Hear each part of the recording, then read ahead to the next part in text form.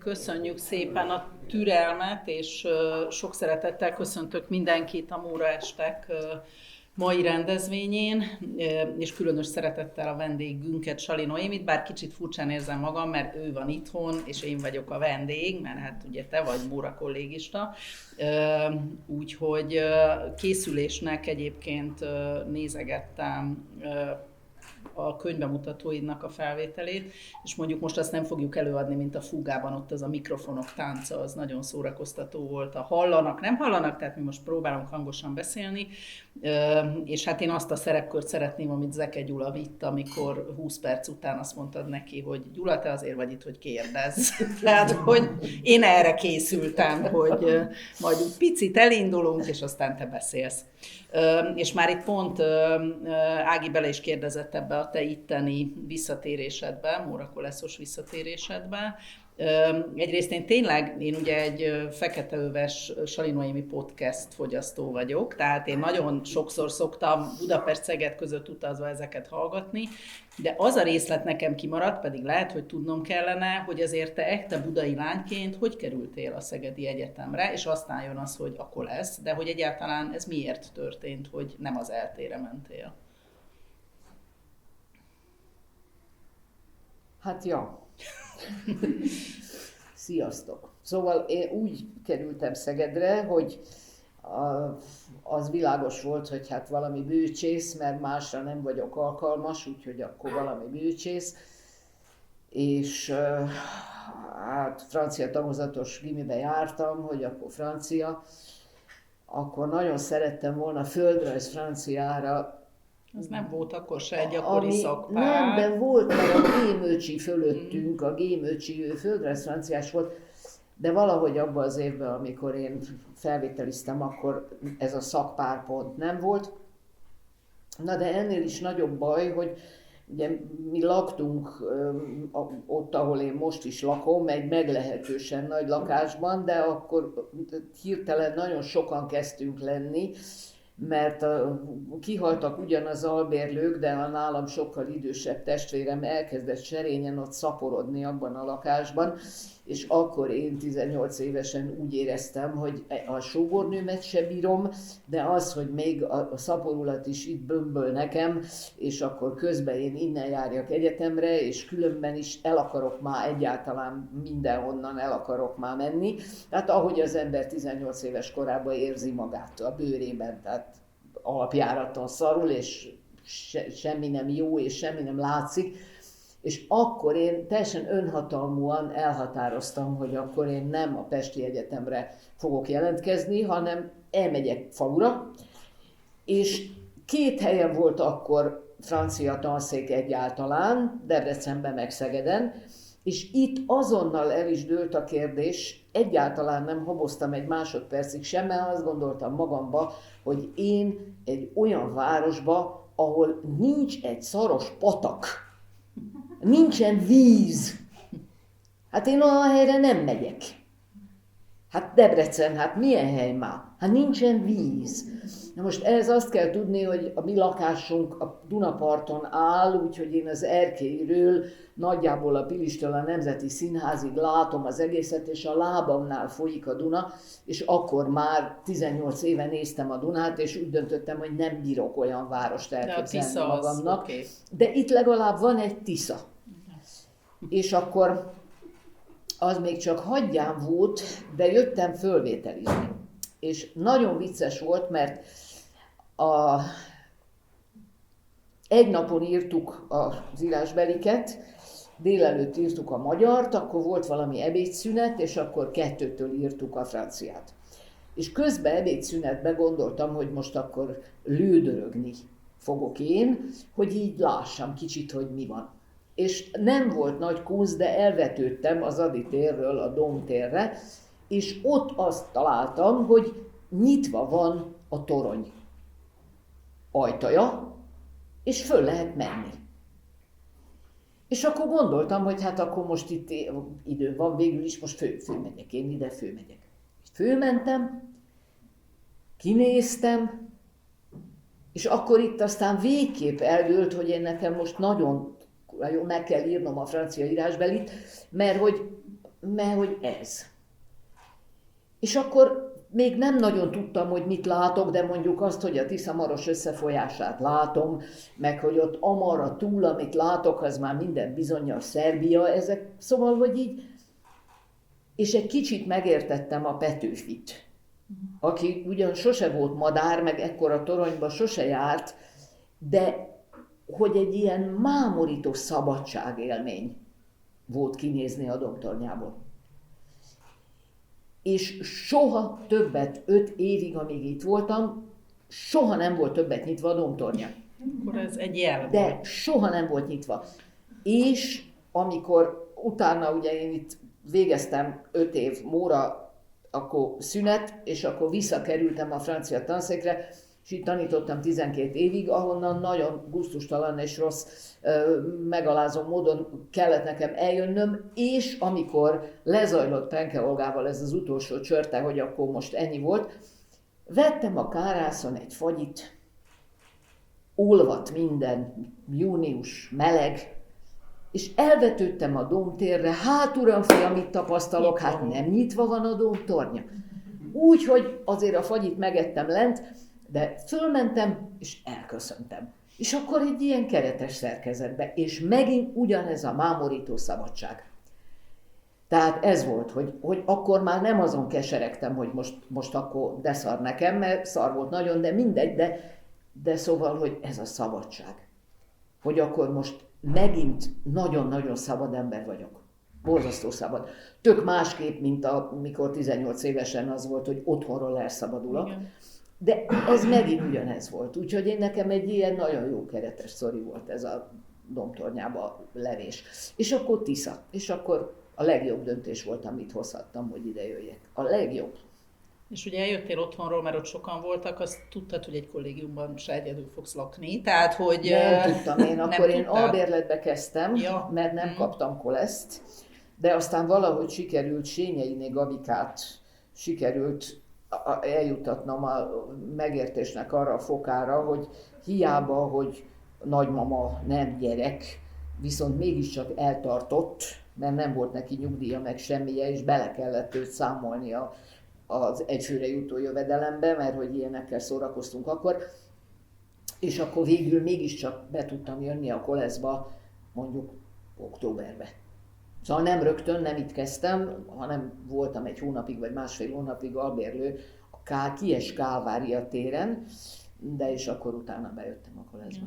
És nem is az egész, most azon gondolkoztam, ahogy készültem erre, hogy hát ugye te most már nagyon régóta vendéglátással, meg kávéházakkal, meg egyáltalán gasztronómiával is foglalkozol történészként, hogy mondjuk milyen gasztronómiai élmények értek kollégistaként, mert az egy külön történet, ahogy a koleszosok főznek és esznek. Tehát, hogy erről milyen élményeid vannak? De itt mi a koleszba főzni nem olyan nagyon főztünk. Melegíteni a hazaikat, ilyeneket az ember csinált, de itt a koleszba inkább már hideg kaját ettünk. Volt menzajegy, a menzán elképzelhetetlen dolgokat etettek velünk, de ezt tényleg nem tudjátok elképzelni, hogy mi volt, mert a menzás nénik disznót tartottak. És nem volt még az, ami ma, hogy így a veszélyes hulladék meg jön, az megbasz az ANT, ez semmi. Beállt egy lovas szekér a menza udvarába, és ott hatalmas, nagy ilyen, mint amiben a nagy mennyiségű tejeket szokták, ilyen óriási alumínium kannákba gyűjtötték a moslékot a saját disznaiknak. Ennél fogva a menza abban volt érdekelt, hogy nagyon sok moslék maradjon. Tehát mondhatnók, eleve az készült. És néhány évvel előttünk a Bernát Árpiék évfolyama egyszer menzasztrájkot hirdetett, mert annyira ehetetlen volt a kaja, hogy akkor egy pár ilyen felsőéves bölcsész megállt az ajtóba, és mondták, hogy gyerekek, ma sztrájk van, mert ezt nem lehet tovább, de ez addig fajult, hogy a megyei pártitkár rohant elő, talán Koncz János, ugye? Rohant elő itt kétségbe esve, hogy milyen botrány van az egyetemen, akkor az egész menzát úgy, ahogy van, egy emberként kirúgták mindenkit, és egy kicsit jobb lett a koszt. De ez már előttünk volt mondjuk 3 évvel körülbelül. És addigra visszacsúsztak. És addigra, mire már én diák lettem, addigra a színvonal visszacsúszott erre a szintre, és mondom, a menzás néniknek elemi érdeke volt a mosléktermelés, úgyhogy rettenetes dolgokat adtak enni. Viszont, amikor mi első évesek voltunk, 1975, akkor volt a városban körülbelül 5-6 eszméletlen jó kis vendéglő, amelyek nagyjából a szalámigyár melléküzemágaként működtek, és akkor volt az István téren volt egy, a Petőfi Sugárúton volt egy, akkor ilyen volt szerintem a béketanszék is ebbe a sorba tartozott, akkor az állomásnál is volt egy, a Sanyi talán nem tartozott közéjük. De a Tóth mindenképpen, ahol minden kaja 10 forint volt, de a Sanyi is talán, igen, a Sanyi is az egyik ilyen volt ezek közül, szóval, hogy ezek tök egyformák voltak, minden kaja 10 forint, 4,50 a kőbányai, 50 fillér a kenyér. Tehát te 15 forintból, ami még a mi ösztöndíjunkhoz képest is egy kifizethető összegnek bizonyult, óriásan megebédeltél. És elmondom neked, hogy mi volt az étlapon. Volt gulyásleves, babgulyás, székelykáposzta. Legfőképpen rántott bármi, rántott hús, rántott máj, resztelt máj, mindenféle vesevelő, rántott velő. Na de akkora adag volt ember, hogy hát így szinte nem lehetett megenni 10 forintért azt a te rántott velődet. Friss, csodás, ropogós, ott azonnal sült friss krumplival, tartárral. 10 forintért. Úgyhogy ez volt a nagy fényűzésünk, hogy egy héten 2-szer is megengedtük magunknak, hogy kimenjünk a Sanyiba kajálni, vagy fölmenjünk az István térre, mert ott kiváló pacalt is, nagyon jó pacalpörköltet csináltak. Úgyhogy nekünk ezek voltak az egyetemi években a nagy luxus kajálásaink, hogy ezekben a minden kaja 10 forint. A következő évben brutális áremelés következett be, mert nagy húsáremelés volt, és akkor hirtelen először csak 13, de aztán hamar már 15 forintra emelkedtek ezek az árak. Borzasztó. Hogyha oda visszamegyünk, amit mondtál, ez a 18 éves és lázadás, ez ugye azért is érdekes, mert tehát most, aki mondjuk most ismer, vagy most hallgat téged, tehát úgy tűnik, hogy te ilyen teljesen harmonikusan folytatod a családodat, ugyanott élsz, az ő történetüket dolgozod föl, de azért ez nem olyan egyszerű, tehát nálad azért ez egy visszatalálás is lehetett, vagy ez milyen szinteken zajlott, hogy eltávolodsz mondjuk onnan, abból a lakásból, vagy akár lelkileg eltávolodsz ettől a világtól, meg hát azért ugye edzettek téged a Kádár-korszak iskoláiban, ami nyilván nem azt a polgári milliót hozta, amiben te egyébként, tehát egyrészt erre kérdeznék rá, hogy mennyire volt itt feszültség az otthoni világod és mondjuk az iskola között, meg hogy milyen ez az út, hogy most így tartanak téged számon, hogy ja, hát persze, ott él Sali Noémi a Tabánba, és folytatja ősei örökségét. Jó. Hát igen, ezek az otthoni neveltetés, meg iskolai neveltetés, itt tulajdonképpen nem voltak olyan nagy súrlódások, mert otthon azt megértették az emberrel, nem voltak direktbe ilyen beszélgetések, csak nagyon világos volt, hogy a józanész a határán belül kell maradni, és hogy így, hát együtt élünk ezzel a rendszerrel, aminek nem vagyunk része, de együtt élünk vele, és hát most ez ilyen. És ugye abban az időben a gyerekek neve mellé a naplóba ilyen kis jeleket tettek. Volt a főbetű, ami a fizikai dolgozó gyerekét jelentette, és az előnyökkel járt, és volt az X, ami az osztályidegent jelentette, vagy mi a tökömet, na az voltam én. És akkor Hát anyám mindig elmondta mindenkori osztályfőnöknek, de hát nem is nagyon kellett, mert bevittem egy születési anyakönyvi kivonatot az iskolába, meg kellett, és abban az állt, hogy született 1956. június 7, apja neve Dr. Sali Géza, foglalkozása segédmunkás. Na most érted, hát szóval aki 1956-ban doktorként segédmunkás volt, az teljesen világos volt mindenki számára, hogy itt mi van. Viszont ugye én 2 éves voltam, mikor a papa meghalt, és mama viszont nagyon jól tudott azzal érvelni, hogy hát most engem már most mit szopatnak? Hát 2 éves koromban meghalt az apám, tehát hagyjanak már minket békén. És akkor így nem is éreztem én olyan nagyon azt, hogy most itt ilyen, nem tudom, engem különösebben szivatnának. A tesómat annyiban, hogy ott nem volt kérdés, hogy ő nem jelentkezhet egyetemre. Viszont nálam már nem volt kérdés, hogy én meg nyugodtan jelentkezhetek egyetemre. És akkor persze anyám bevetett valami protekciót, azért ezt nem tagadhatom le, hogy ez így történt.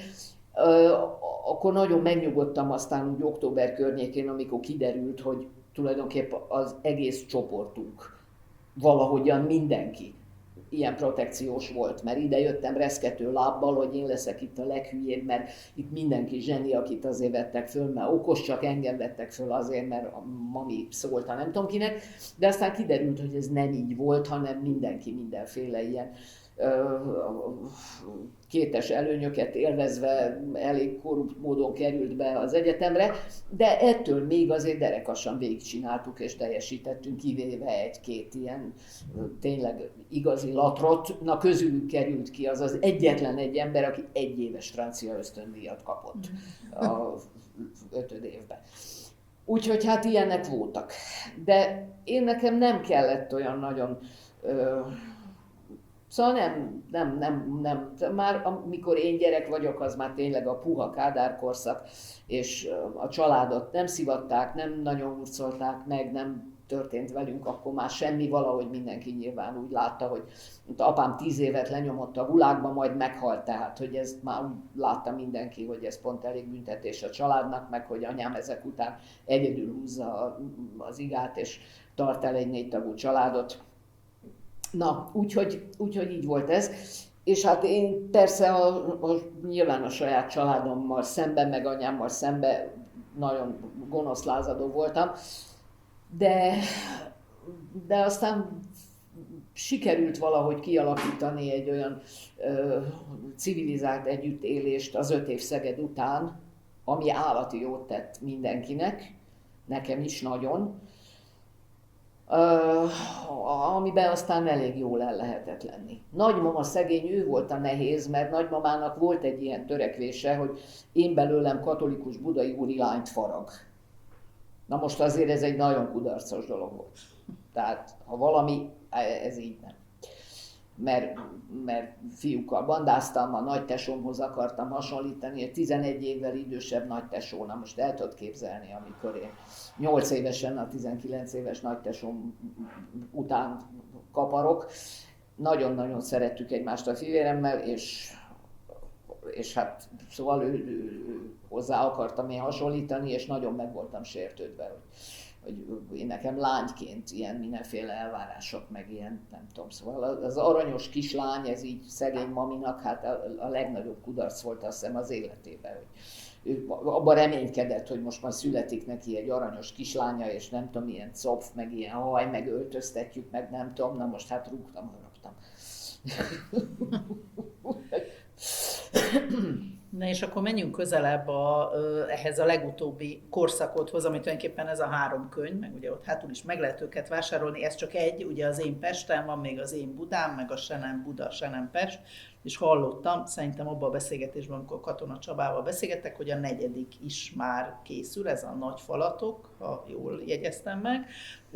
Szóval, és ugye itt van egy ilyen hátsó szöveg, ahogy így mondod, hogy Hát ugye tulajdonképpen ez nem az, de az, tehát hogy ez a te Pested, de kimarad belőle egy csomó minden, szóval, hogy mesélj róla, hogy ez hogy lett, ez a korszak, hogy akkor most rászántad magad ezekre a könyvekre, és tulajdonképpen mondjuk, hogyha egy ideális világ lenne, és akkor az lenne, hogy te most írhatsz egy nagy monográfiát is az Én Pestem címmel, akkor mi lenne még benne, amit mondjuk kimaradt, vagy bármelyikből? Hát kimaradtak városrészek, amiket röstellek, de ez a könyv ez úgy készült, meg ez az egész sorozat úgy készült, hogy a kiadóm, mert most már akkora istennő vagyok, hogy ilyen szavakat használok, hogy a kiadóm az úgy lett, hogy az Abúvó kiadónak a vezetője, Pataki Jutka adta ki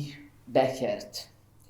És hát az Iván egy ilyen nagyon tisztességes, szinte iparos újságíróként termelte a dolgokat, megjelentek a Népszabadságban, meg mint tudom én, mindenféle helyeken kiváló írásai, és ezeket a Jutka rendre kötetekben kiadta. És akkor ez egy ilyen szimbiózis volt, hogy akkor az Iván kiadója a Jutka. Na és akkor történt az a rettenetes, borzasztó dolog, hogy az Iván, aki nálam egy évvel fiatalabb volt, és egyébként nagyon jóba is voltunk, szerettük egymást, meghalt. És akkor történt az, hogy a Literába, Litera, az egy ilyen, tudjátok mi, egy ilyen nagyon jó internetes irodalmi portál, a Nagy Gabi szerkesztő azt mondja nekem, hogy most ő szeretné, hogyha egy évig én lennék a Két flekken. Ez egy marha nagy tisztesség, én szerintem Két flekken lenni. Tessék? Ja. És akkor, hát én nagyon meghatódtam, ez úgy működik, hogy kiválasztanak két embert, és 2 hetente írja mindig hun az egyik, hun a másik azt a 2 flekket, ami bármi is lehet. És akkor hát gondoltam magamba én a rettentő nagy arcommal, hogy hát 2 flekket egy hónapban, hát majd valami, persze igen, majd valami aranyosat majd írok. És hát mondom Gabinak, hogy hát hálás vagyok, meg köszönöm, meg persze tök jó, és akkor hát majd valamit majd csinálok, igen. És azt mondja nekem erre ez a keblen melengetett áspis kígyó, hogy jaj, de jó, tudod, ki lesz a másik? A Nádas Péter.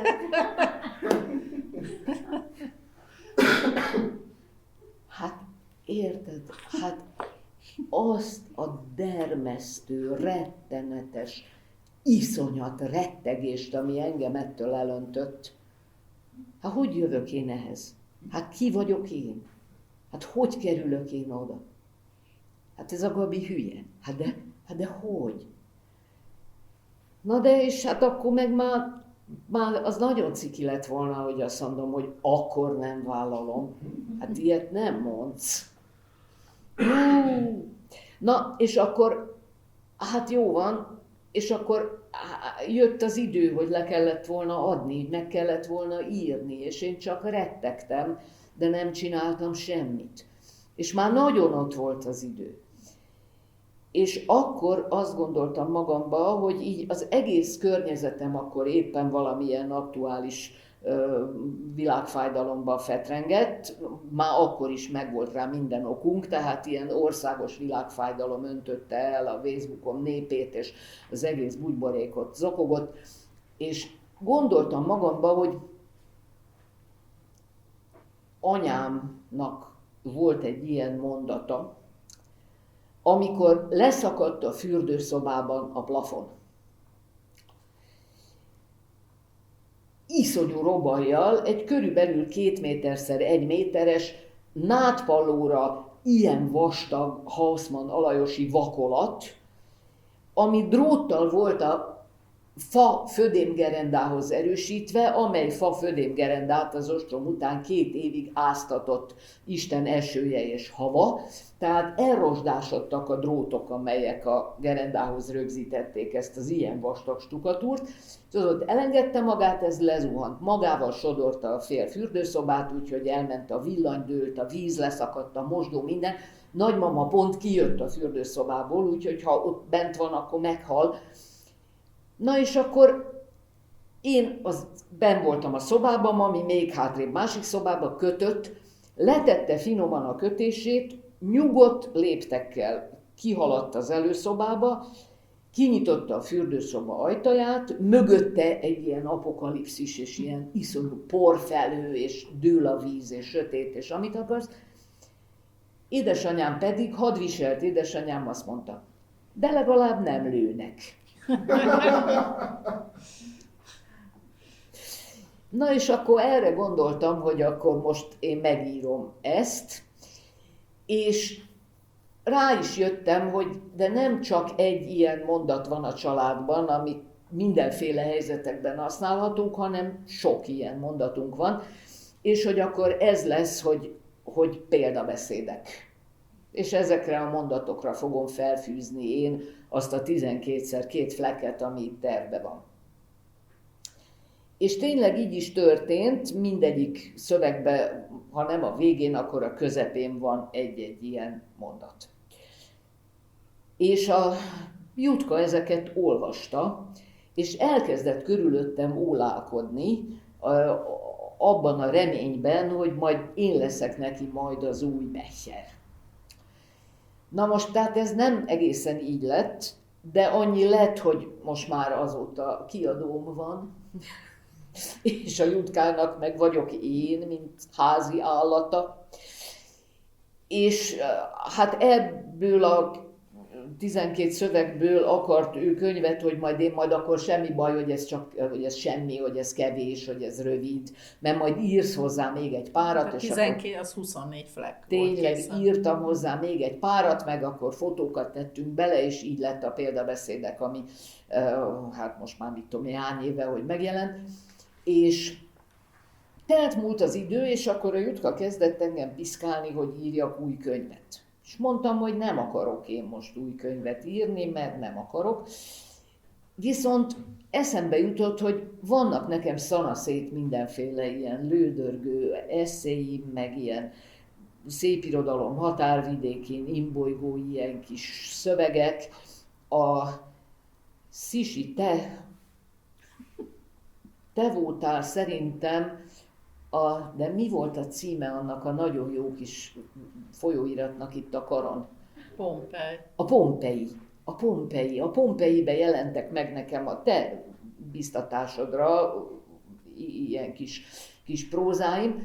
Szóval, hogy ezek így szanaszét vannak, na akkor azokból raktam össze, ha túléljük ezt a marhaságot címmel, egy ilyen esszé és kvázi szépirodalom könyvecskét, és miközben azt raktam össze, akkor szembesültem azzal, hogy tele van a gépem mindenféle rejtélyes bugyrokba, ilyen 20 éve ott lappangó, franc tudja milyen folyóiratokban, meg ilyen köszöntő kötetekben, meg ilyen helyeken megjelent mindenféle írásokkal, és amikor a Jutka megint elkezdett engem szekírozni, akkor azt mondtam, hogy most már elég öreg vagyok hozzá, hogy most akkor ezeket szedjük már össze.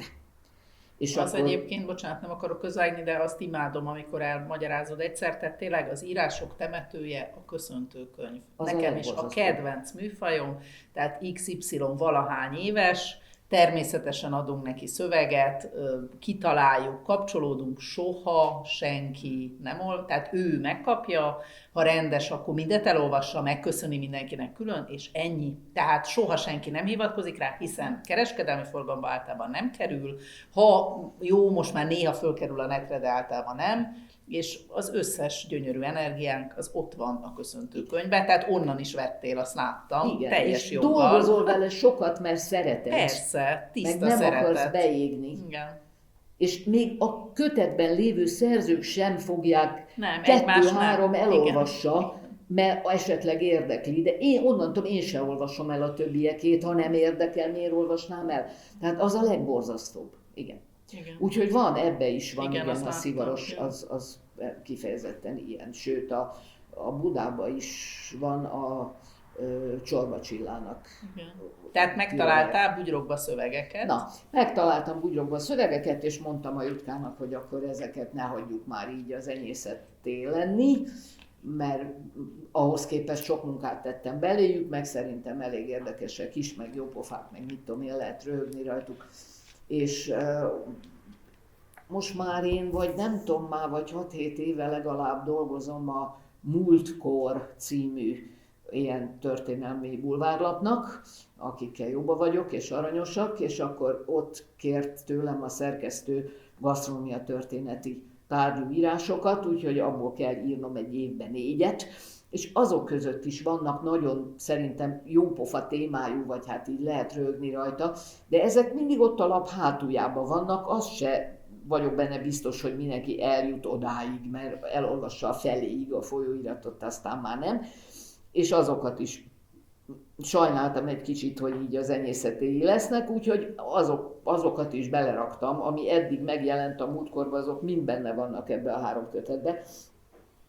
Na, hát és akkor gondoltam, hogy akkor összerakok egy Budapestest, akkor kiderült, hogy igen, de nem fér bele egy kötetbe. Akkor gondoltam, hogy lesz egy Buda meg egy Pest, akkor igen, de hogy nem lehet, mert az Otlika Budát elírta előlem, tehát hogy így Buda címmel nem lehet. És akkor így lett aztán ez a címe, hogy az én Budám meg az én Pestem, de és akkor ott álltam, hogy itt van egy kalap olyan gasztronómia történeti írás, ami nem fér ezekbe bele, mert se nem Buda, se nem Pest, és akkor hát így lett ez a következő. És a 4., amit még össze akarok rakni, az azért lesz Nagy falatok, mert olyan terjedelmű tanulmányok fognak belekerülni, amik ezekből kilógtak volna legalábbis olyan mennyiségben, mert ezekben is van 1-2, ami hosszabb, mondjuk a Lecsó, vagy a nem tudom, van 1-2, ami hosszabb, de most ezeket a nagyobb szabású tanulmányokat fogom a Nagy falatokban még összerakni. De ahhoz meg még írnom kell most még 1-2 nagy falatot, mert ebből már nincs annyi, hogy egy rendes mégis a kiadóm elvárásainak megfelelő vastagságú könyv legyen, úgyhogy még kell írnom valamiket. Ez a felosztás, ez egyértelműen adódott, hogy Buda és Pest lesz a kiindulás? Tehát ilyen persze, hát én Budáról, hát... És akkor, meg hát azért te Pest, mert tulajdonképpen budaiként mégiscsak Pestet nézed, tehát hogy ez... Hát elég baj az nekem. Ez olyan, mint a Balaton déli és északi partja, igen, kinéz ki csodál. Igen, hát ugye én, ha nem muszáj, akkor nem megyek át a Barbarikumba. Az nagyon vicces, hogy a tabáni ember az úgy beszél a másik oldalról, hogy bemegyek a városba. Be kell mennem a városba. Nem, hogy csak úgy be kell mennem a városba, mondja csüggetten valamelyik szomszédom a Döbrentei utcából, ami 1 megállóna 2 az autóbusszal át bármelyik hídon. És akkor van az, hogy akkor be kellett mennünk a városba, ami egy dráma. Úgyhogy a budai ember ezzel már csak így van, aki igazi született budai. Na jó, ez persze hülyeség, mert hát nyilván járok a városba, meg a kávéház történet azért ott engem nagyon közel vitt egy csomó helyszínhez, meg helyhez, meg azért az ősök laktak Pesten, a családomnak a felsőbb tagjai, ilyen dédszülők, főleg ők azért pestiek voltak részben legalábbis. Úgyhogy nem vagyok azért egy ilyen gonosz, megáltalkodott de hát a budai ember az másmilyen, mint a pesti. Ugye egyfelől lesz, hogy ugyanott laksz, az folytonosságot képvisel, de közben azt azért lehet tudni, tehát a Tabán az gyökeresen megváltozott körülötted, nagyon sok minden változott. Arról mesélni, hogy ez milyen vidék volt, és mikor történt ez, amikortól már azért nem ugyanarról a Tabánról beszélünk, tehát pár ház van, de hát azért az a világ, ami mondjuk akár az újabbak, tehát mondjuk Kondor Vilmosnak vannak olyan könyvei, ahol ezt megpróbálja így az utóbbi időben megmutatni, hogy mi is volt a Tabánban, tehát azért sok minden változott. Igen, meg a Vöszörményi Gyuszi, igen, a krimi sorozatában, igen. Nagyon pompásakat tabánozott. Én abból a tabánból már nem láttam semmit, csak azt, amit meghagytak az ostrom, illetve az Erzsébet híd építése körüli legutolsó rombolások után. Még láttam egy pár olyan házat, amit már az én kicsi gyerekkoromban az Erzsébet híd körüli tereprendezéskor bontottak le. Úgyhogy a pusztításból még ennyi jutott nekem, hogy mondjuk a Hózerházi Hentes háza, vagy a Hózerházi Hentes épületét, azt még én láttam, de aztán lebontották. Szóval a régi Tabán az egy eszméletlen jó hely volt, mert a világ közepe volt, mert amikor nem a Lánchídon megy még a forgalom, mert nincs, akkor a hajóhíd az ott megy át én nálam a mai Ybl Miklós térről a mai Vigadó térre. Ott ment át a hajóhíd, és tehát ott ment minden forgalom, és ezért a Tabán a világ közepe volt, mert mindenki ott kellett, hogy átkeljen, ha nem a hajóhídon, akkor a révnél, ami meg a Gellért-hegy lábánál, mert ott a legkeskenyebb a Duna. Tehát egy ilyen központi átkelőhely volt a Tabán, és mindenki ott jött-ment, és ezért volt nagyon jelentős a vendéglátás, és egyébként pedig ebben az időben még Buda marha jól él a borból, és abból él, és mindenki abból él. És Budának olyan kiviteli cikke a budai vörös nevű bor, mint Tokajnak a Tokai. És nagyon jól vannak ezzel, és ez egészen addig tart, amíg majd 1884-85-ben a filoxéra el nem viszi az egészet a vérbe, és akkor onnantól Buda azóta se tudja, hogy micsoda. Tehát nekünk csak a marha nagy arcunk van, mint budaiak, de egyébként Budának azóta nincsen valós identitása. Na most Buda jól élt a borból, és megvoltak vele, a pesti oldalon ott meg hát olyan szar a földérted, hogy bukfencet nem vetsz bele, úgyhogy ott nem volt miből élni, és akkor emiatt Pest az 1700-as évek legelején, tehát a török után alig valamivel kéri vissza a császártól a vásártartási jogát. És akkor megkapják, és onnantól kezdve Pest kereskedő városként fejlődik 5-ször olyan gyorsan, mint Buda. És majd ez a kereskedő városi státusz fogja magával hozni azt, hogy majd ott iparosodás is lesz, hát amennyire a Habsburgok engedik annyira, de hát először a gabonakereskedelem miatt jön Széchenyi a malmaival, és akkor azokra a malmokra épül rá a gépipar, aztán a járműgyártás, a vasúti járműgyártás. Szóval tulajdonképpen az egész a kereskedelem miatt kezd épülni, vagy kiépülni iparvárosként. És eközben pedig Buda szépen minden évszaknak megfelelően fölmegy a hegyre, szőlőt kötő szüretel, berúg, alszik, megint fölmegy a hegyre. Tehát miközben Pest így fejlődik, és ott a vásárok miatt rettenetesen pörög a pénz, meg rengeteg nemzetiség van, és akkor azok is ott köszönik szépen, keresztül kasul szaporodnak, úgyhogy tök jó. Tehát teljesen más a fejlődése a két partnak, és óriási dolog, hogy Széchenyi ezeket összeköti. Tehát a Lánchíd az nem azért jó, mert át tudsz menni Pestre, hanem a Lánchíd azért jó, mert két világot köt össze egy állandó híd. Ennek a jelentőségét nem lehet alábecsülni, vagy fölé, vagy nem tudom, sehova. Na és akkor az én Tabánom meg ott áll egyszer csak, hogy nincsen szőlő, nincsen bor, nincsen semmi, nincsen lufasz, nincsen megélhetés, semmi nincs.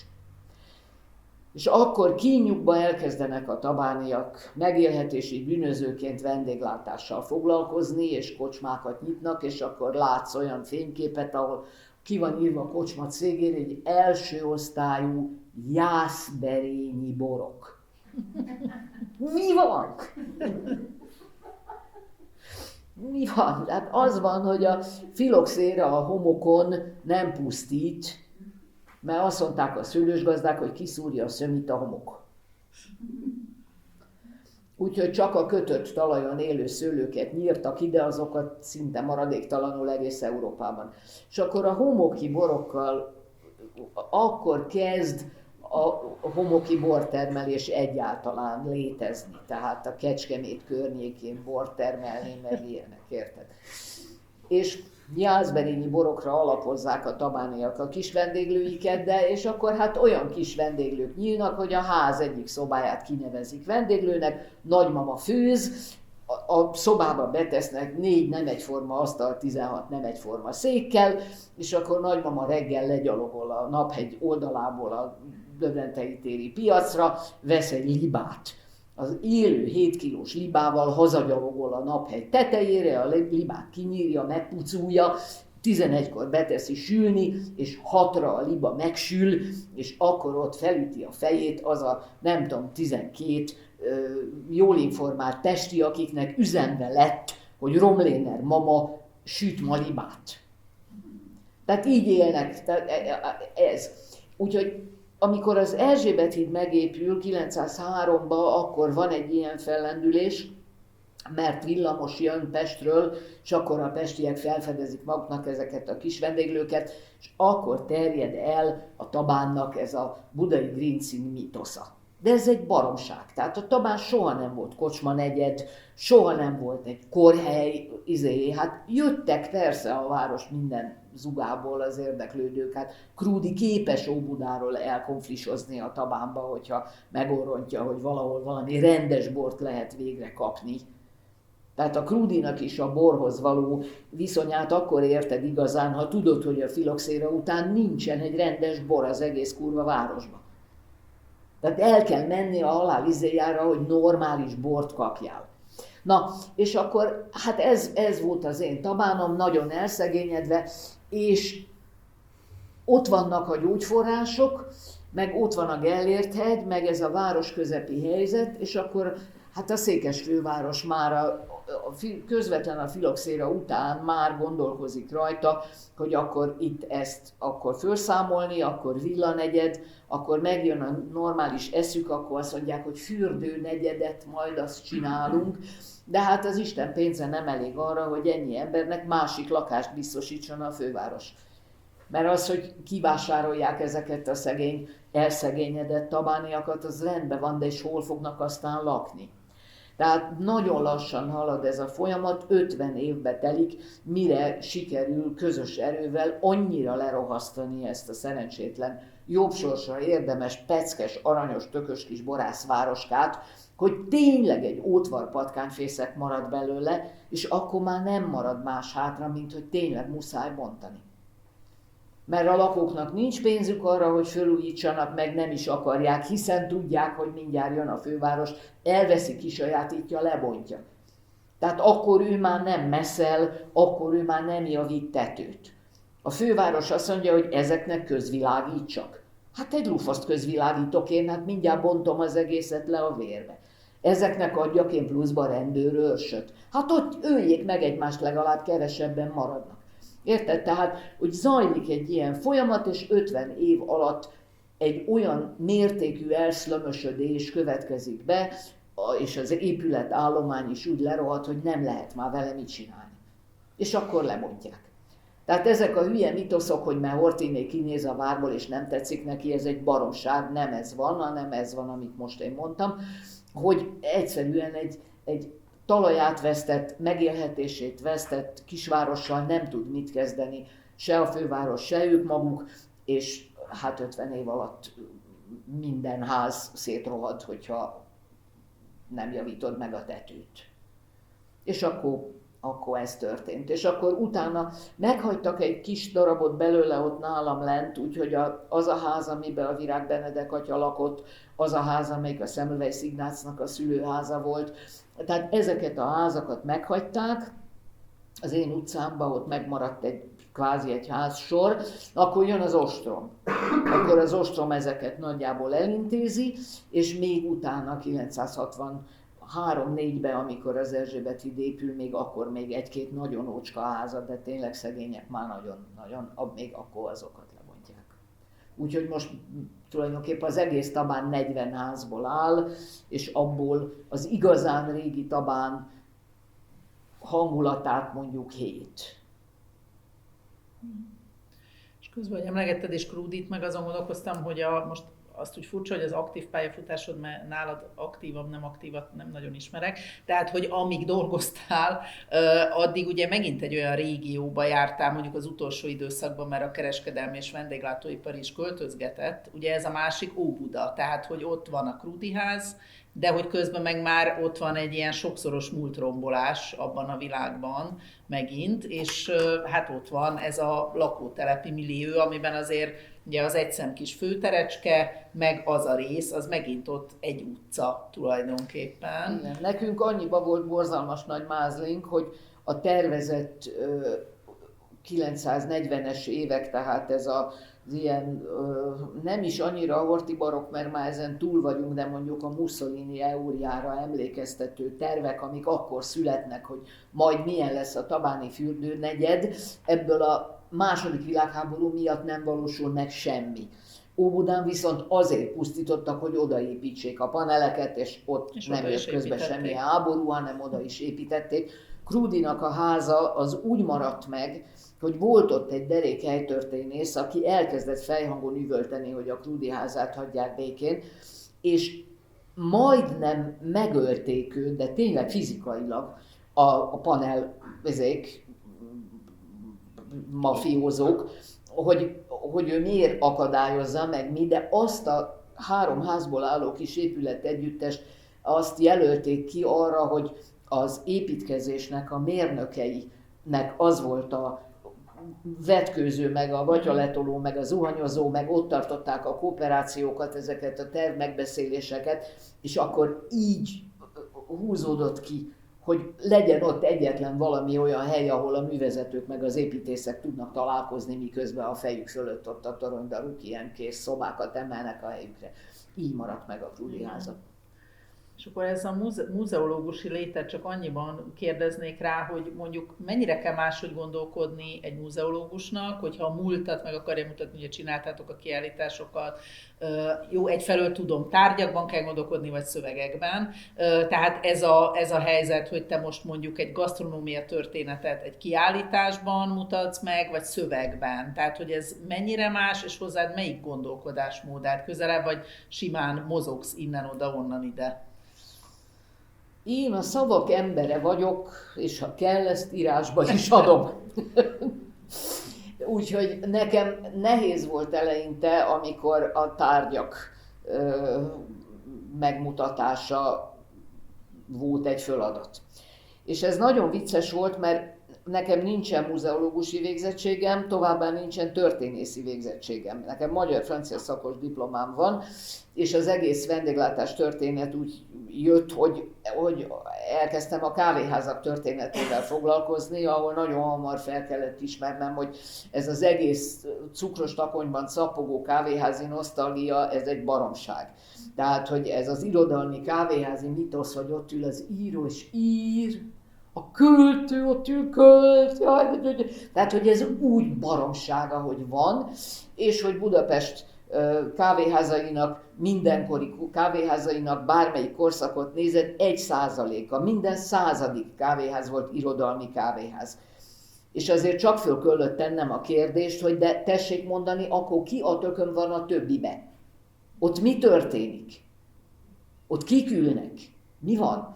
És akkor tényleg egy nagyon-nagyon érdekes világ tárult föl, amit most már egy kicsit unok, de csak nagyképűen tudom ezt, tehát a legnagyobb hülyeség, amit beszélek, mert nem lehet megunni, meg nem lehet abba hagyni, mert minden út a kávéházba vezet, és a kávéházból mindenhova nyílik ablak, úgyhogy ha sporttörténetet akarsz, akkor menjél kávéházba, ha bármilyen tudomány ágnak a történetét akarod vakargatni, akkor nyugodtan menj a kávéházba, és lehet tudni, hogy hova járnak a műszem és művégtagkészítők, meg lehet tudni, hogy hova járnak a marhakereskedők, meg a bőrösök, meg hova járnak az ügyészek, kedvenceim a pénzért bérelhető hamis tanúk. Tehát, hogy így nincsen egyszerűen a budapesti életnek olyan szegmense, ahova te ne találnál el egy kávéházból, vagy ne találnád meg őket egy kávéházban.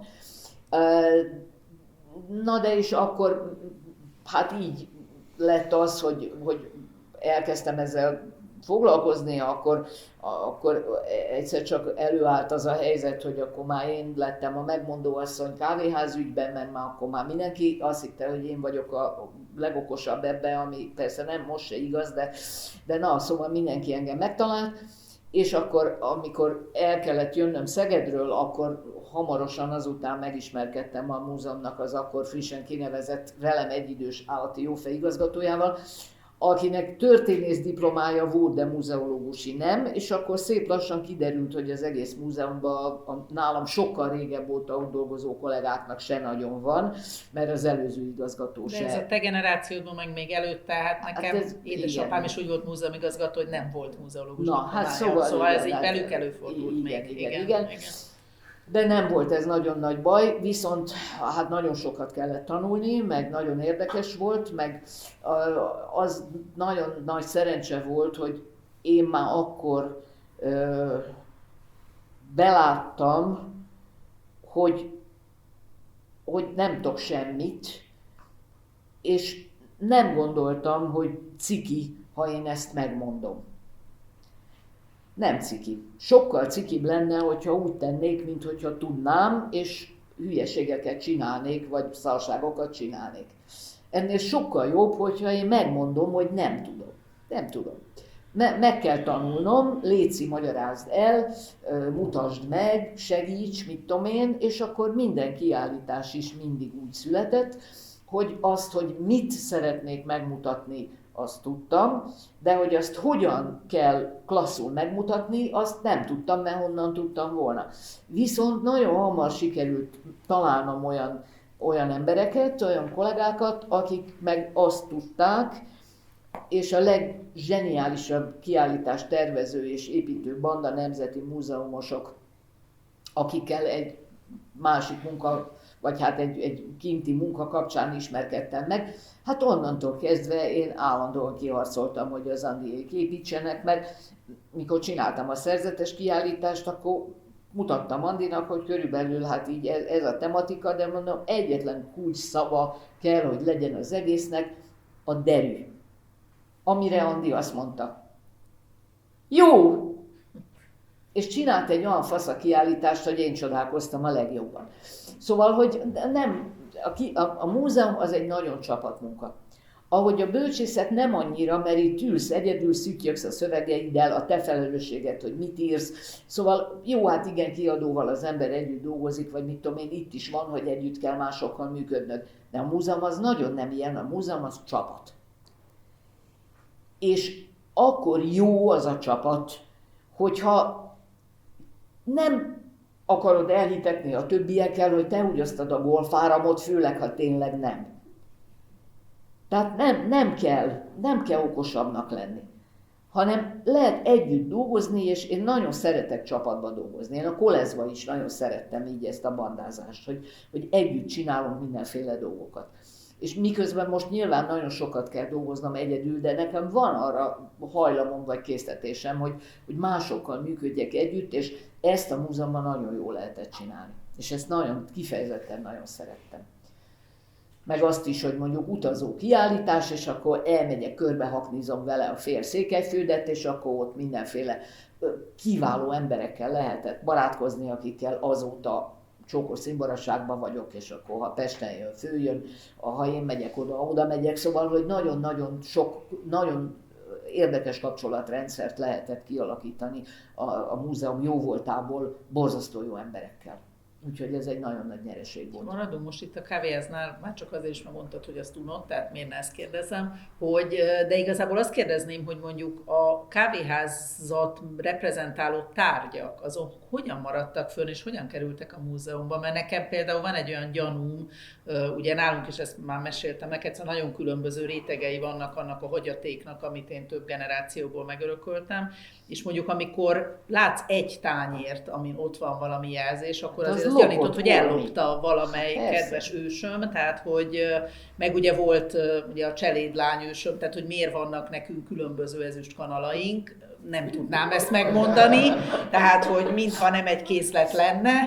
Szóval, de hogy egyáltalán, hát azért mégiscsak ez a kávéházi kultúra, ez ellenségesnek lett nyilvánítva, tehát hogy hogyan kerültek be egyáltalán cuccok a múzeumba, vagy voltak-e ilyen kalandos történetek, felfedezések, hogy... Igen.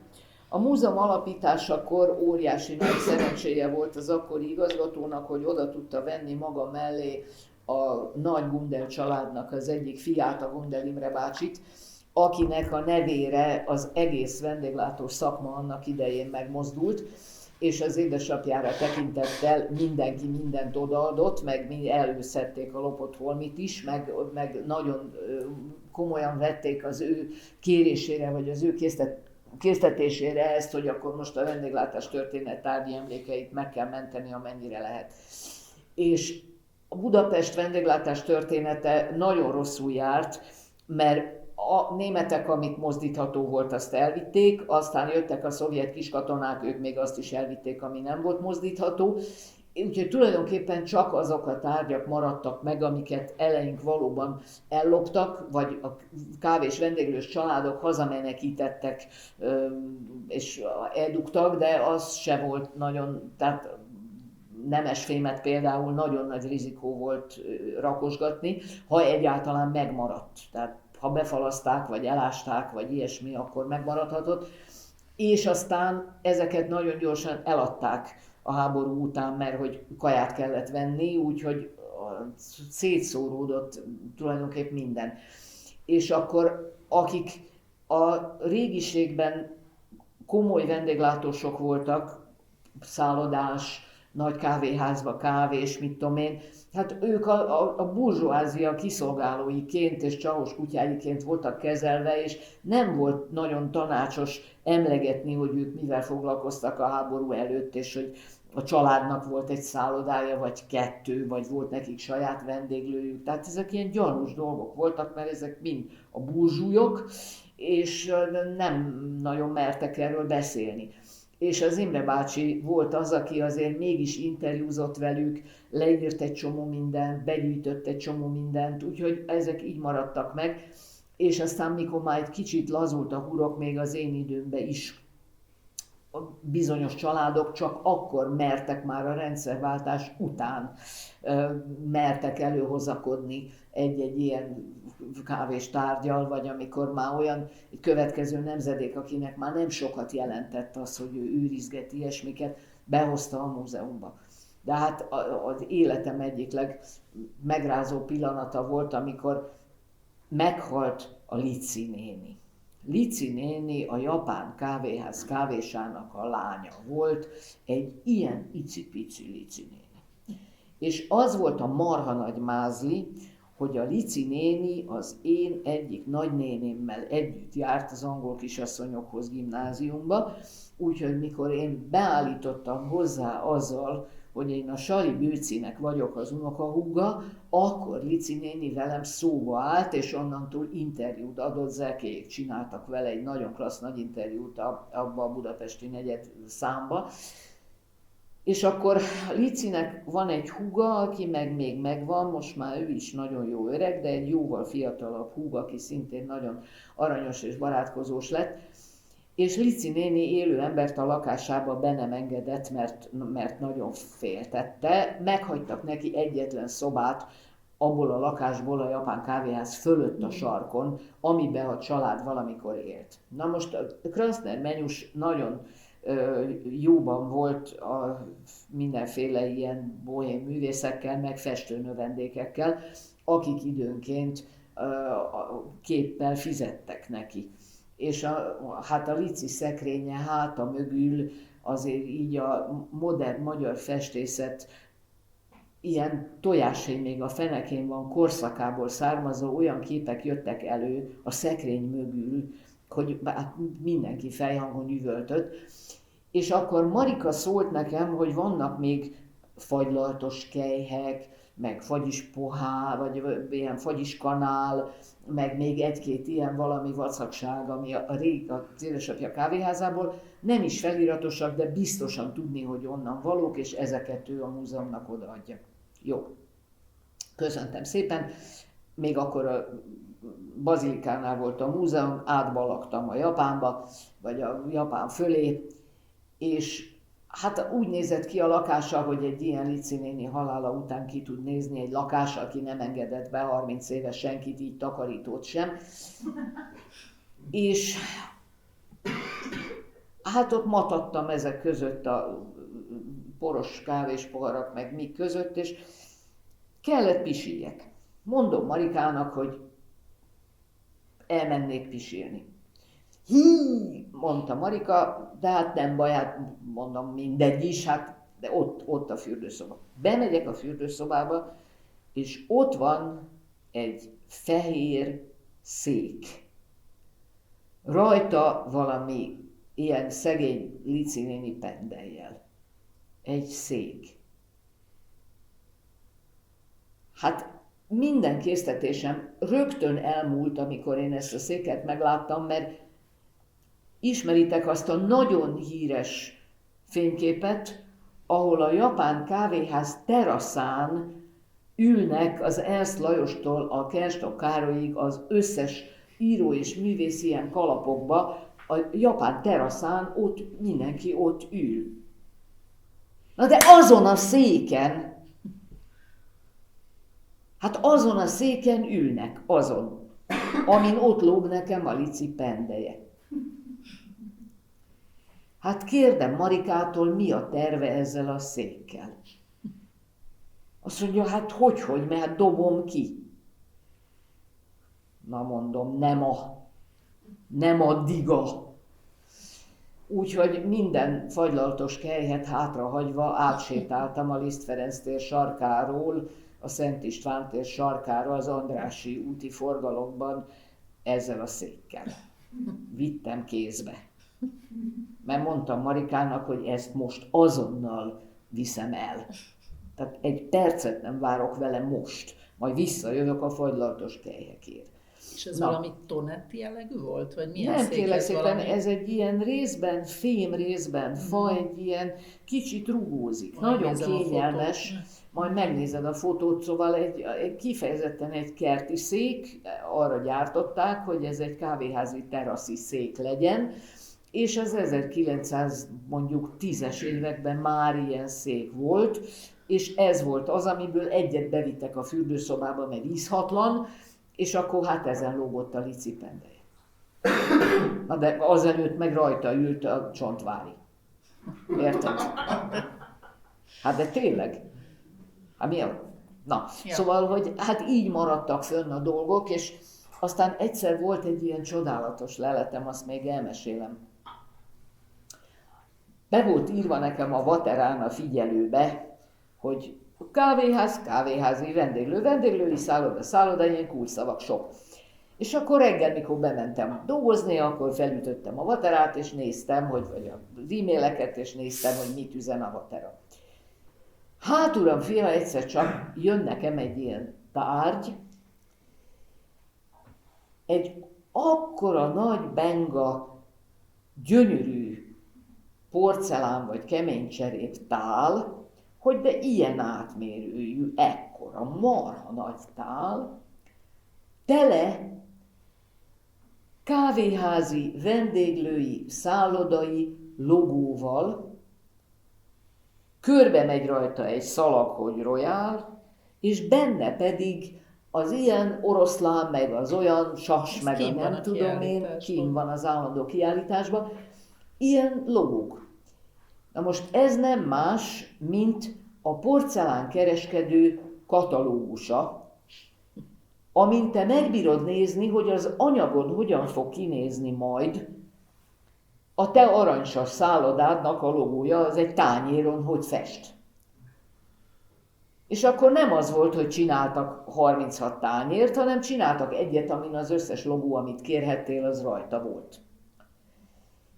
És úgy sikerült aztán azonosítanom a gyártóját, hogy van olyan edényünk, mert ennek a hátulján nincs semmi, hogy ki a firma, vagy ki az a kereskedő, de van olyan edényünk, amin rajta volt ugyanaz lehet, hogy pont a Royal szalagja, és azon meg rajta van a hátulján, hogy a Hüttl Tivadar féle, az egy nagyon híres ilyen porcelánkereskedő cég volt, aki gyártott, ő maga is gyártatott és forgalmazott mindenfélét.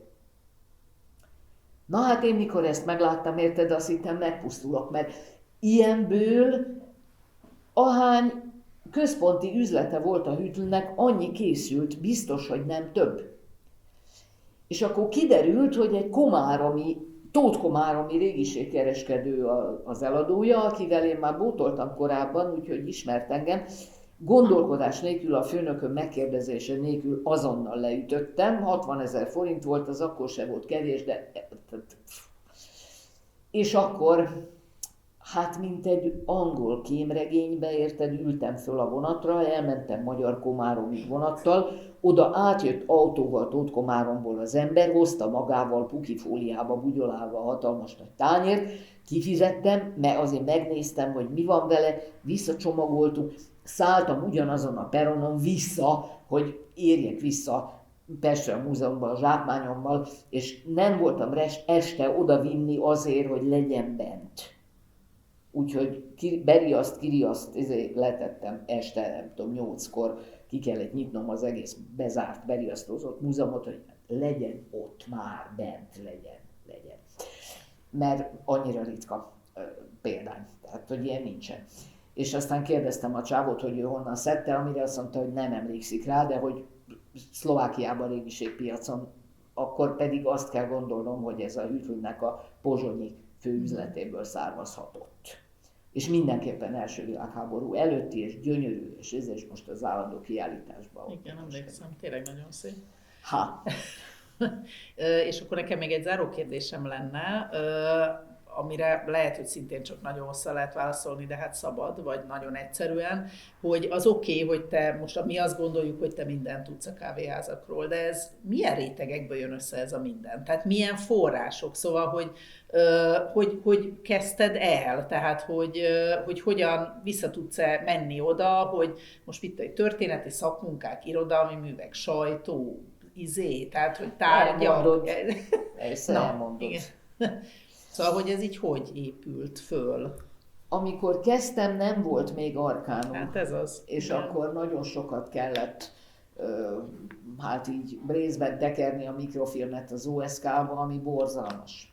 Hát ott 2 óra után úgy érzed magad, mint aki 800 kilométert vezetett egy sík egyenes szürke autópályán. És akkor így a szöveg megy, és ott, ha nem tudod pontosan, hogy mit keresel, akkor csak az ősi jól bevált vaktyúk módszerrel sikerül bármire. Van olyan kollégánk, akinek hány ingerele van. Igen, tehát igen. Annyira szédítő a mikrofilmezés. Az borzasztó rossz. Na de, volt egy nagyon fontos forrás, a Budapest bibliográfia, amit a Szabó Ervin könyvtárosok készítettek annak idején, most már az is fönt van a neten, úgyhogy nem kell hozzá a 6 kötetet a lábadra ejteni, amiben azonban sajnos ők valamiért nem vették föl a vendéglátás történetet. Nincs ilyen fejezet. Na de azért mégis nevek alapján, meg írók oda járnak, meg mit tudom én, szóval a mutatóban azért bizonyos kávéházakról lehetett már találni dolgokat. Akkor már hát bemész a levéltárba, és akkor a levéltárban ott például a házra vonatkozó folderbe, akkor ott is meg lehet néha találni meglepően jó dolgokat, mert hogy a ház tulajdonos bérbe adja a helységeit, kinek adja bérbe, akkor ott a bérlőváltások, a névváltozásai a kávéháznak. Akkor kedvenc olvasmányom a budapesti cím és lakjegyzék. Hát az, de... Na de az egy olyan városköltészet, hogy hát meg kell pusztulni tőle. Kinyitod a röbetűnél, és egymás alatt mondjuk 1886-ban azt olvasod. Rémes Vendel cipészmester, Remete Ábrahám hittanár. Így jönnek egymás alatt. Gyönyörű.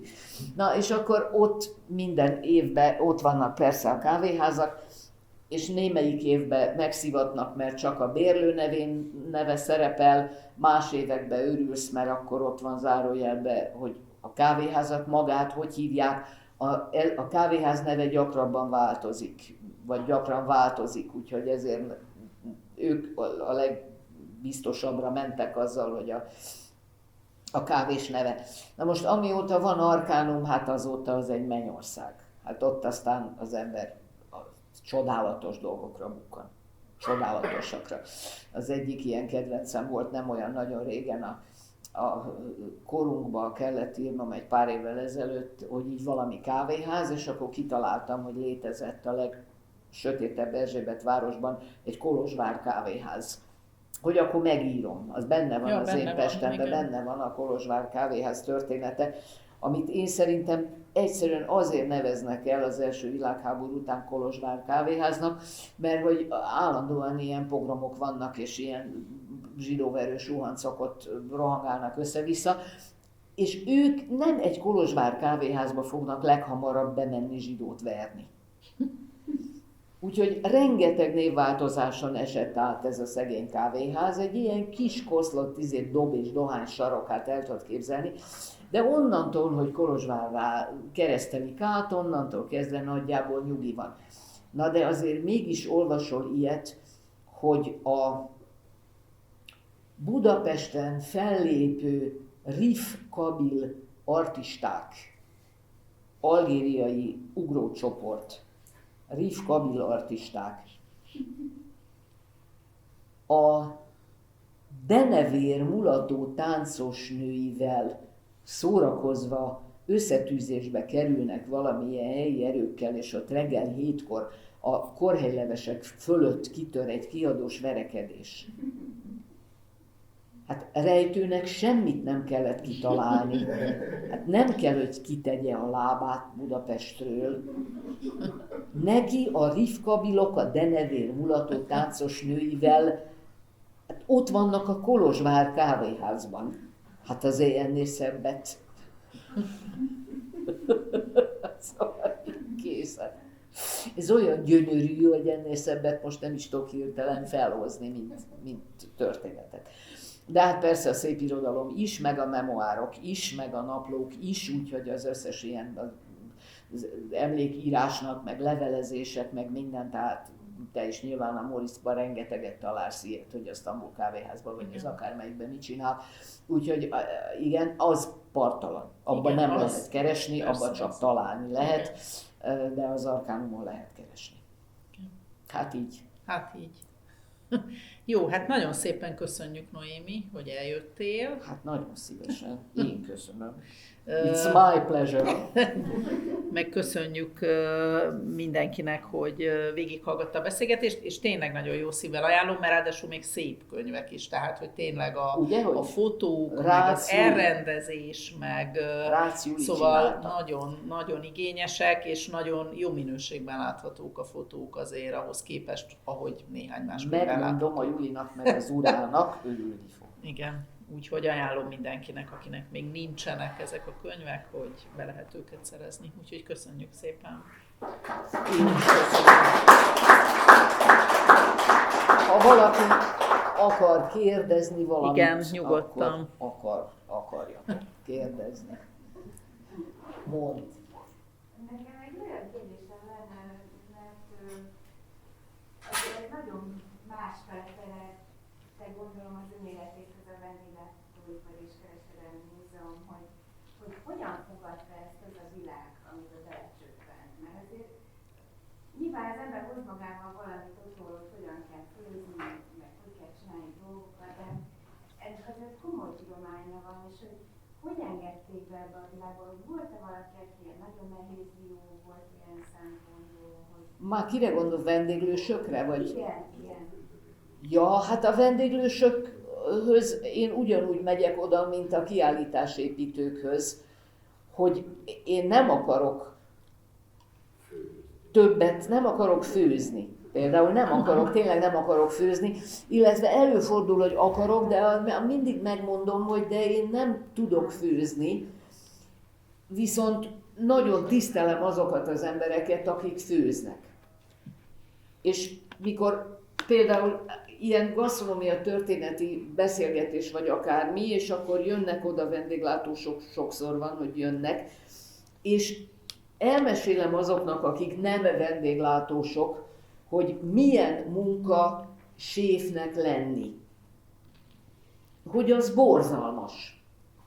Hogy nem azért voltak a nagy szakácsok rendre mindig férfiak, mert a férfi jobban főz, hanem azért voltak férfiak, mert ez egy olyan becstelenül nehéz fizikai és idegmunka, hogy aki nem látta közelről, vagy nem csinálta, nem tudja ezt elképzelni.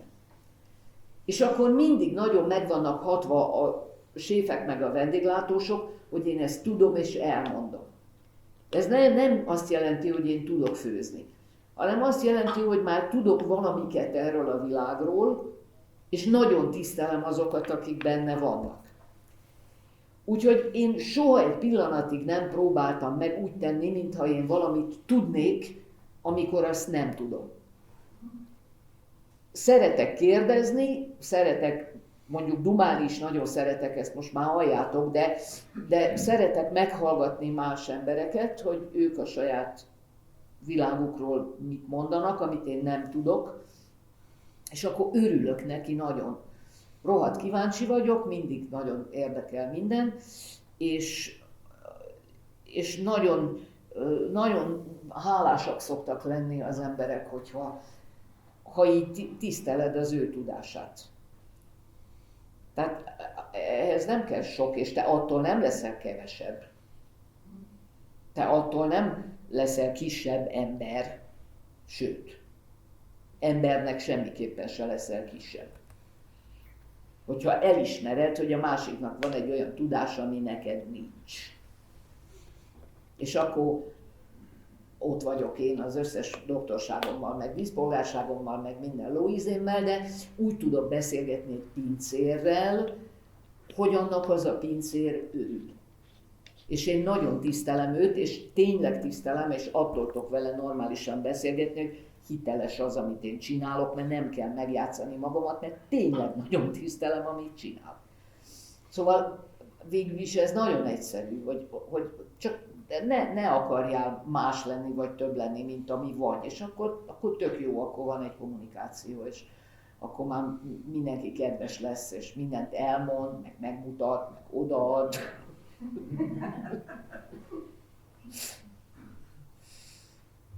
Azt elérni mondjuk egy harmadik generációs pincér családba, hogy tárgyakat a múzeumnak adjanak oda. És akkor elmagyarázom neki, hogy ha most ezt ő ideadja, akkor jó eséllyel ez a tárgy 200 év múlva is valahogyan meg lesz. Mert egy múzeumi tárgy akkor az be van leltározva, és minden tárgy megtalálja a maga kutatóját, minden tárgy eljut egyszer arra a pontra, hogy ő egy kiállításban majd meg lesz mutatva, és megvan. Megvan, és nem fogja kidobni egy unoka, aki már nem érdekel, vagy aki már nem tudja, vagy aki lázad, és emiatt dühében mindent kidob a francba, hanem akkor ez megvan. És akkor gondolkoznak, és akkor pláne, ha tényleg ki is tettük a kiállításba, hát hozták oda a gyerekeket, meg az unokákat, hogy ott nézd meg, ott van a nagypapának a cucca. Úgyhogy ez tök jó, szerintem. Még hadd kérdezzem, mert még nem kérdeztem meg sosem, legalábbis nem emlékszem, hogy ez a fölméretetlenül gazdag tudás, ami megképződött a fejedbe. Sok előadásot hallottam, meg a könyvét is olvasom, a szépirodalom irányába ezt nincs a készletésed becsatornázni, vagy túlságosan gazdag ez a tudás és tapasztalás, hogy ez szinte bénító is, hogy ebbe az irányba még dobbantsán néhányat itt a elkövetkezendő évtizedekben. Hogy szép íróként mutatkozzam meg, erről beszélsz te? Még jobban, mint eddig. Hát igen, engem belevettek a szép írók magukba, de én úgy vagyok most már ezzel, hogy nagyon sok dolog van, ami ilyen a tényleg valóság, rögvalóság, tök érdekes, hogy egyszerűen nem érzek semmi késztetést, hogy most így fikció. Minek? Minek? Hát érted, hát ezek, amikkel én itt szórakozom, ezek ilyen valóságdarabok, valóságszeletek, és én most inkább azzal játszom, hogy nem szép író, hanem szépen író akarok lenni. Érted, hogy ezeket a dolgokat, ezeket a tudásokat, hát itt morzsákról beszélünk, vagy hát ilyen, legalábbis ilyen tortaszeletekről, hogy ezeket úgy átadni, hogy legyen egy örömforrás. Hogy aki ezt olvassa, írok lábjegyzetet, én úgy rakok lábjegyzetet, úgy adatolok, hogy rettenetes. Mert azt gondolom, hogy hát ha más is majd fog akarni foglalkozni ezzel, amivel én, és hogy akkor ne kelljen neki már azzal szopni, hogy még egyszer megkeresse ugyanazt, amit én már egyszer megtaláltam, tehát hogy megmondom neki, hogy hol van a forrása ennek az infónak. De hogy hát van egy tudás, ami nagyon szórakoztató, van egy ismeretanyag, ami nagyon vicces, hogy akkor ezt át lehet adni úgy is, hogy aki azt elolvassa, annak az örüljön annak. Megvan a maradéktalan. És akkor, ha meg örültök neki, akkor meg jó van, akkor mindenki örül. Úgyhogy én most már inkább ezzel vagyok így jól, hogy nem akarok fikciót írni, mert sose is tudtam igazából, szóval amiket addig ilyen szépirodalom gyanánt próbáltam lenyomni az olvasókkal, az is valójában valóság, így vagy úgy, de hogy ezeket én nem akarom, hogy mondjam, szóval nem akarok fikcióval foglalkozni, mert minek? Mert úgy érzem, hogy ez, amit én csinálok, ez annyira jó pofa a tárgyait tekintve, vagy annyira érdekes ez az anyag, amivel én így vájkálok a régi Budapestben, vagy a gasztronómia történet bugyraiba, vagy mit tudom én most a legutóbb az apácaim szakácskönyveibe, hogy ez egy annyira húja televény, hogy most mit akarjak én kitalálni ennél kalandosabbat, vagy érdekesebbet, vagy érted? Hát nem kell kitalálni semmit, mert már minden megtörtént. De ezeket megmutatni azért ez érdekes. Hát így. Találtál valami újat az apácák óta? Ami így nagyon érdekes és izgatja a fejeden, hogy... Most van egy új szakácskönyv, ami a régi, amit egy nagyon rendes gazdag ember, nagyon rendes ember megvett a Központi Antikváriumnak az árverésén, de mielőtt ezt megcselekedte volna az OSK, vagy a minisztérium, vagy akinek ez dolga volt, ezt megvédte, levédte, úgyhogy ezt most lehet tudni, és akkor az antikvárius az én könyörgésemre megkérdezte, hogy ő hajlandó én velem szóba állni, és akkor kiderült, hogy nem hogy hajlandó, de egyenes lelkes, és most úgy néz ki, hogy egy 1700-as évekbeli teljesen új anyagot szolgáltató szakácskönyv került az ő birtokába, amit nem lehet nevesíteni, mert van egy olyan név rajta, ami nem valószínű, hogy a tulajdonosé volt, és mostan alig várom, hogy mikor már minden mostani házimat megírtam, hogy most akkor majd arra a szakácskönyvre rábukjak, mert a legeleje az a Misztótfalusiból van kimásolva, de még csak nem is sorrendben, a többi recept az pedig már ismeretlen forrásból származó, ilyen-olyan érdekesek nagyon. A kézírás nagyon izgi, mert nem annyira iskolázott ember, még most majd a grafológus barátnőmet kell piszkálnom, hogy valószínűsítse, mert nem fogja azt mondani biztosra, hogy férfi kéz vagy női kéz, mert ő szerint ezt nem lehet megmondani, de hogy inkább vajon melyik, ezt talán hajlandó lesz elmondani nekem, úgyhogy ez lesz most.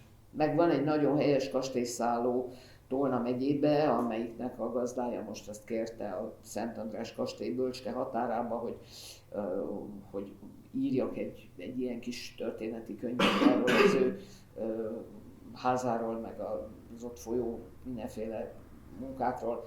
Úgyhogy azt is írom, meg kell csinálnom, a nagy falatokat össze kell rakni, meg kell írnom egy kis cikksorozatot az Erzsébet város kávéházairól, a kisebb helyekről is, amik ilyen nem nagyon, hát nem, szóval ilyenek, mint a Kolozsvár kávéháznak. Úgyhogy ezek látszanak most így hirtelen a nyárra, vagy így addig, nyárig. Hosszú nyár lesz ez. Na de közben mennyit fogok jönni-menni? Hát most az még csak hagyján, hogy ezeket meg kell csinálni, de annyit fogok idén utazni, gyerekek, hú, az nagyon, az baromi jó lesz. Rengeteget. Megyek Vietnámba, kézzel megyek Vietnámba. Megyek áprilisban, megyek Vietnámba, májusban megyek Kijevbe, júniusban megyek Görögországba, szeptemberben megyek Franciaországba, júliusban megyek Székelyföldre, szeptemberben megyek Franciaországba. Salala. Meg fogom mászni a Tajgetoszt.